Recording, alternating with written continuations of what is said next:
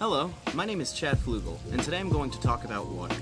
I'm sure there's been at least one point in your life where you thought to yourself, I really wish I could calculate the buoyancy of an object that is partially or completely submerged in water. Thankfully, a guy by the name of Archimedes was able to reach a solid conclusion about the relationship. It's called the Archimedes principle. The Archimedes principle states that the upward buoyant force that is exerted on a body immersed in a fluid, whether fully or partially submerged, is equal to the weight of the fluid that the body displaces. This is a fancy way of saying, if I drop something that floats into a glass of water, the water that splashes over weighs the same as the object. For anything that doesn't float, the water that splashes over allows you to calculate the volume of the object.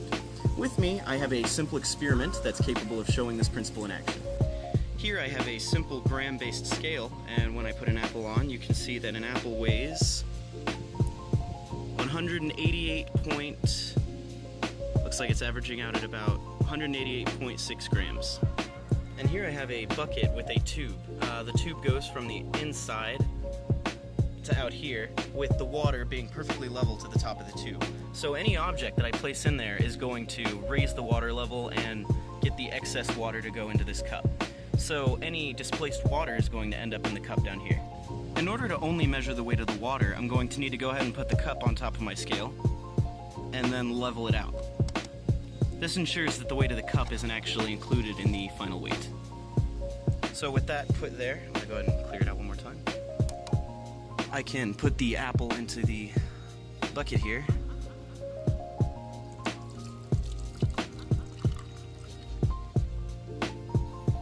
Wait for that to finish pouring out. As the final drips come out and it starts to level, you can see that I end up with 188.3 grams, so 188.2. So really not that far off from my original at all.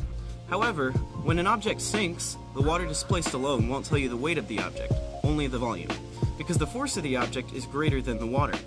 In order to determine the weight in this instance, you must calculate the buoyant force of the object.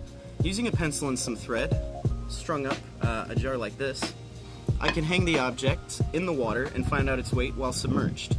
Once I have both the weight while in water and while on the ground, I can subtract the water weight to determine the jar's buoyant force. The force is equal to the volume, showing that even when the object sinks, the weight, volume, and displacement all correspond. So I'm going to go ahead and start by zeroing out the weight of the pencil on the scale. And put that on, zero it out. That way when I lift it up and get the weight of the jar beneath,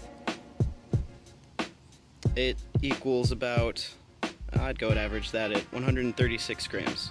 I'm going to go ahead and take the same step, except this time I'll be submerging it in water. So I'm going to go ahead and let the jar sink in and read my scale, which is giving me hovering around 11. So if I take the measurements of the jar, which is going to be 8.4 centimeters in length and 4.35 centimeters in diameter, I can plug it into the volume cylinder formula, which is going to be length times pi times the diameter squared over 4. If I plug those numbers in, I end up with 124.83 centimeters cubed. So the volume of this jar is 124.83 centimeters cubed. So I already got the weight of the jar in the air and then in the water. In the air, the weight was 136 grams, and in the water it was 11 grams. So if I subtract 11 from 136, I actually end up with 125 grams.